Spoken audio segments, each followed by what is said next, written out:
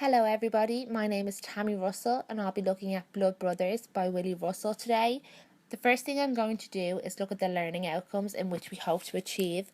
I hope to gain an understanding of the text with its major events, themes and character development, to look at the different teaching methodologies in which could be applied to the text and the suitability of the text for the enhancement of student learning with links to the key skills and cross-curricular development for students. I chose this text because I personally really enjoyed it. I found it really attention grabbing, the easy flow from scene to scene, it was visually impacting, and it was really good to see the character development and the progression of the play that was linked to the ages of the boys and the main characters.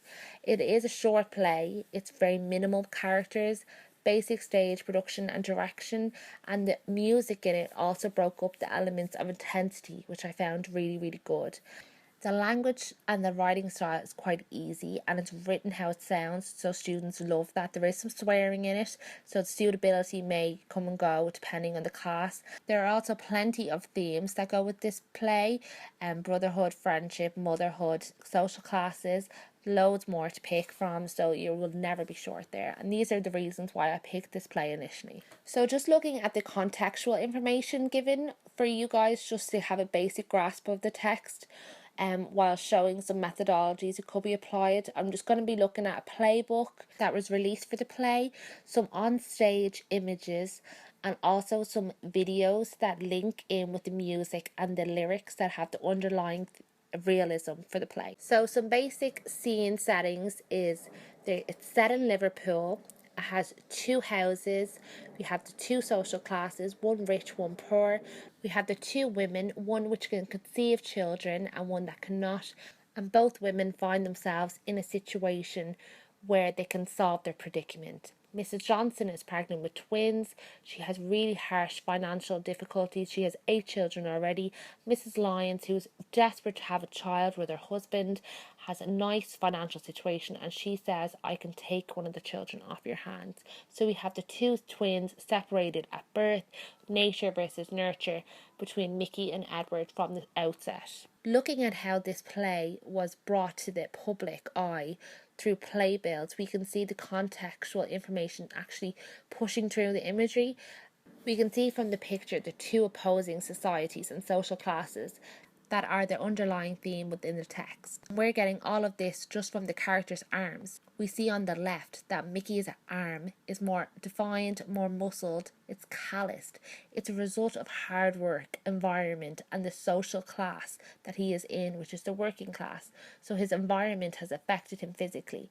Whereas on the right hand side, you can see Edward's hand is more slender, less calloused. It's lean and it's just a product of his environment, which is soft and leisurely. Looking at the actual text in the playbill, you can see the bold colours of blood is in red. Your students would also conceive this as an ambiguous meaning. Is it the blood that's being spilled, or is it the blood brothers relationship that they have? So you're getting them thinking straight away just with an image. So that's the power the images have, especially when you're looking at a play. Also to take into consideration is your students' knowledge of plays themselves, so make sure they have a basic understanding of the language prior to the text. It's a really good idea. So whether it's scenes or acts or times, lighting, the staging, props, the atmosphere, the audience's reaction, emotions, and if there's any musical elements, make sure that they're aware that it is play, it's meant to be on stage, and they're aware of stage directions so they don't get confused while reading the play. I think it's really crucial to bring your own style and your own experiences into the text while you're reading them. And that's for both students and the teacher. You have to create the links between the images and your outside experiences. These experiences help the play stick in your head and make them last, so they're triggered by imagery and actions of the characters throughout the play. You can see here that I have chosen the locket as one of the main triggers that I found within the play. I linked it to an episode of Friends actually, where Monica and Chandler received the news that they're having twins, which is similar to the play. And Chandler is so overwhelmed by the news that he actually considers not having the both of them together, that they want to be separated, and he says that they could have medallions and when they're older they can look for their long lost brother and be rekindled. I just found that this was really relevant to the play, that I found it linked well, and that's what I will continue to link back to the play. Also, when you're teaching a play, it's really important to actually maybe go see it if you could, if it's on stage at the time, and looking at the visual images from the play on the screen, you can see the death scene that the two brothers are lying on the stage. You have the grieving Mrs. Johnston over them, just so overwhelmed. She's clutching her heart and she's trying to pull herself together. And then just off centre, you have Mr. and Mrs. Lyons, and they are fairly well dressed, and you can see they are also grieving, but you can also get a realistic image of the characters, and this will have more of a lasting impact on the student. This play also has a lot of musical elements, and the lyrics within the play are meant to be sung. They have an underlying aspect of them of truth and reality for the play. The truth that the characters deny themselves are expressed through song. If you get YouTube videos of the music, it's so catchy. It's really good, and on stage it can be really powerful as they capture a lot of the emotions within the play. There are so many great teaching methods you could use for this play. As it is a play, I would have the students as active as possible. I would have them definitely read the character roles, have them out there expressing themselves up on the stage, up in the front of the class, making sure that the roles are being played out and the scenes are given justice. Having students create opposing sides in the classroom, so split them into social classes. You have the elite class and the working class. Look into the social context, make sure they're aware of the different houses and the jobs, the languages and the opportunities that are available for these characters. Have students create a character list set by who they think is the most important. You could also go outside the box and look at some social experiments based around twins.